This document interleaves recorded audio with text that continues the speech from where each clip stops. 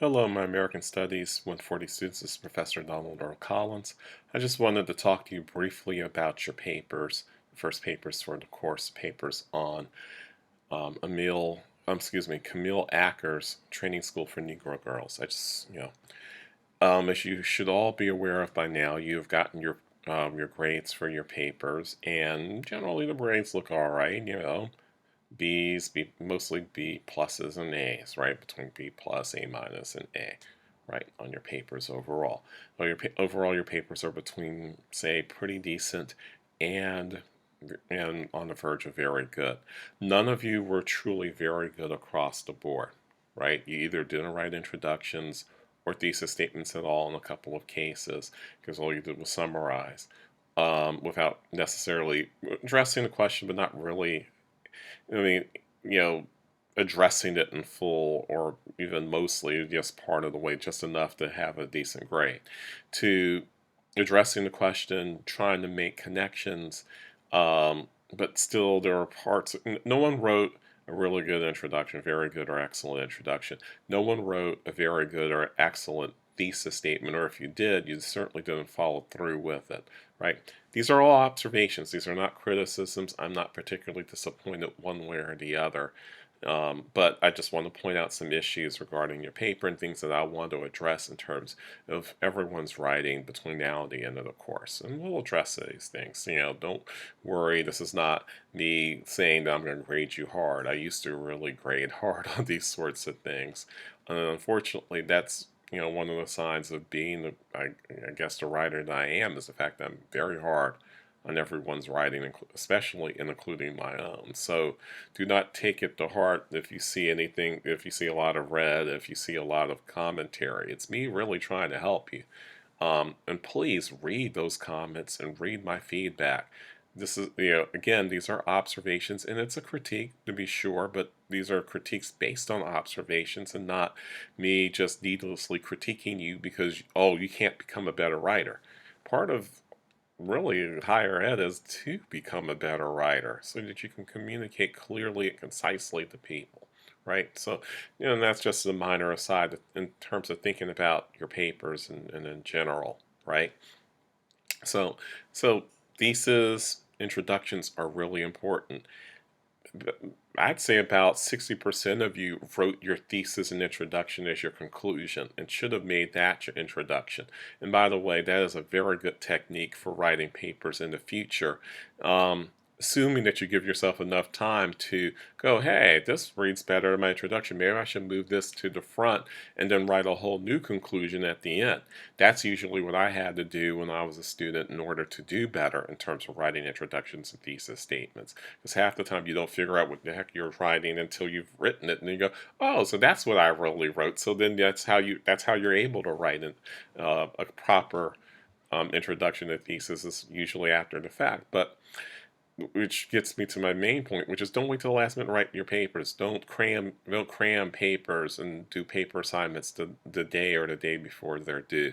Give yourself enough breathing space and time to at least write a draft. So you can go back and go, I don't like this. I'll add something to this. Does this really make sense? Do a spell check and a grammar check too, and don't write page and a half and 2-page long paragraphs. Some of you wrote 2 pages for an introduction, and that's too much for a 4 to 6 page paper.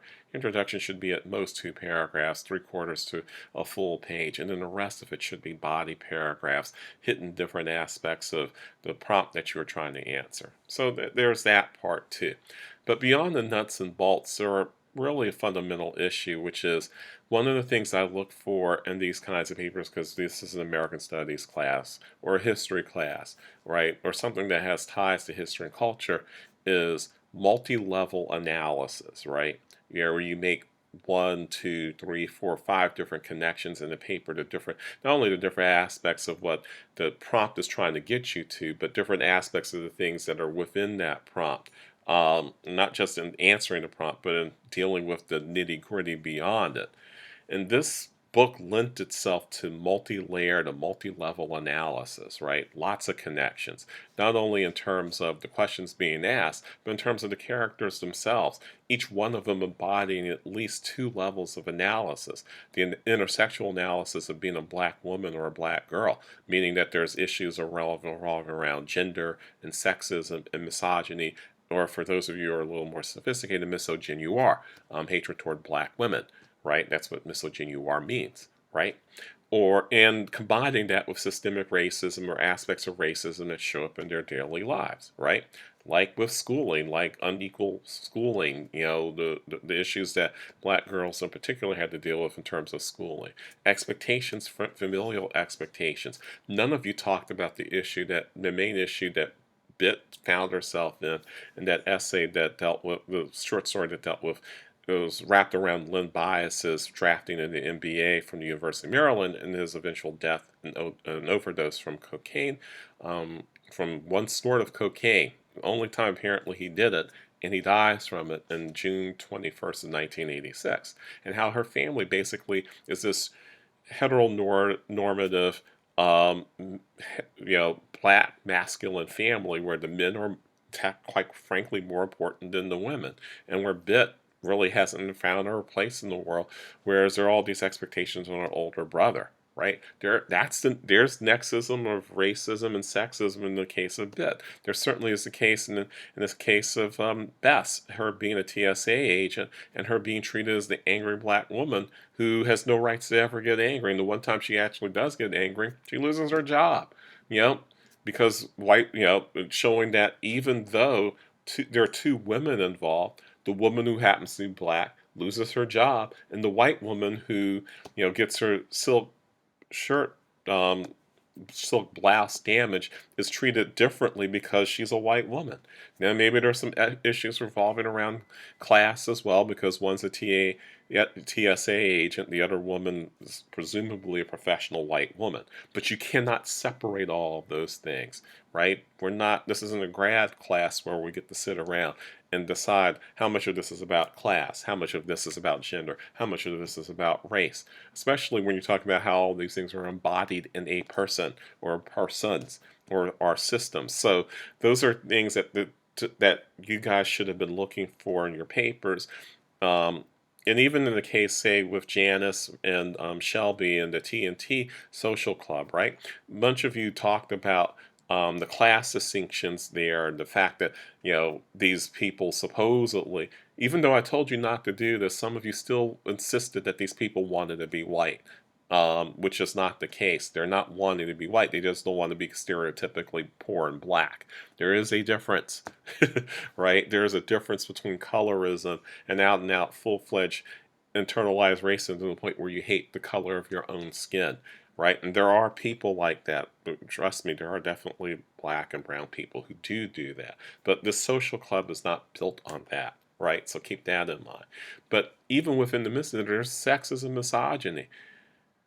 Janice was sexually assaulted by Shelby's husband in this short story. Not a single one of you even mentioned it. She was sexually assaulted.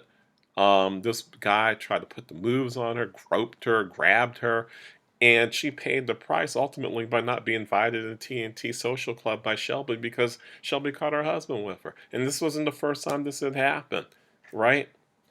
So these are the kinds of things that, that weren't even subtle in these stories that I would have expected some of you to have addressed in your papers when mentioning these stories. But you didn't get past the first level of analysis, which is you might have recognized racism, or you might have recognized classism, or you might have even recognized sexism, but you didn't really put it in the context of black women and how black women and black girls are navigating this whole landscape of DC post 1974, post Home Rule, which is when the book essentially is taking place, post 1974, roughly between the period of 1975 and 2013, which leads me to that last point.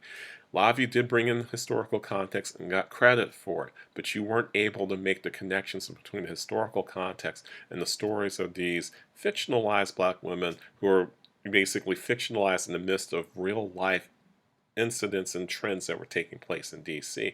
And that's important to make. It was important to make that connection. A few of you did, which was reflected in the grades that were given, but a lot of you didn't quite get there because you got hung up on things like describing home rule in detail, when the reality is it wasn't about the question wasn't specifically about the Home Rule Act. It was about the sort of context that revolves around home rule and essentially allowing um, Washingtonians to govern themselves, right? And Washingtonians governing themselves in the midst of the city that's in economic decline and goes through economic tumult in the 1970s, 80s, and 90s, right? And so these black women and black girls are growing up in the midst of that. They're growing up in the midst of the crack epidemic that hits parts of D.C. very hard in the period between 1985 and 1995. The issue that Marion Barry himself has to deal with, and who's running for re-election in 1994 has to deal with. That's the Dawn story, right? That's part of it, right? The whole Lynn Bias situation is part of that as well, right? And then there's the whole thing around the advent of gentrification later on in this story, but in the stories that date post 1999, there's that aspect. So you really wanted to get not to describing what each of these things that happened in time were, but how these things related to the lives of these black girls and black women as as fictionalized by Camille Acker in her book. And some of you were able to do some of that, but none of you were able to really get to the next level and sort of center these black girls and black women as black girls and black women dealing with the issue of geography in terms of what war they grew up in and were living and working, in terms of the people that they were dealing with, the class distinctions even among African Americans, not to mention between African Americans and whites, obviously around the issues of race. Most of you got to that point, but didn't get further than that to make this truly interconnected, intersectional, and multi-layered, just like the stories that Camille Acker tells in her book. So these are things we will definitely work on in time for the second paper, but also for your projects, because you want to be able to show these dimensions, not just be sort of single or one-dimensional, or two-dimensional at best, right? Piece of paper kind of dimension where it's broad but not very deep and detailed in terms of the analysis. So those are my observations. That's my critique. That's the general thing I wanted to share with all of you so that you have that to think about moving forward. Please don't just look at the grades. It's great that you're looking at grades, but just don't just do that. Do read what I have to say as well.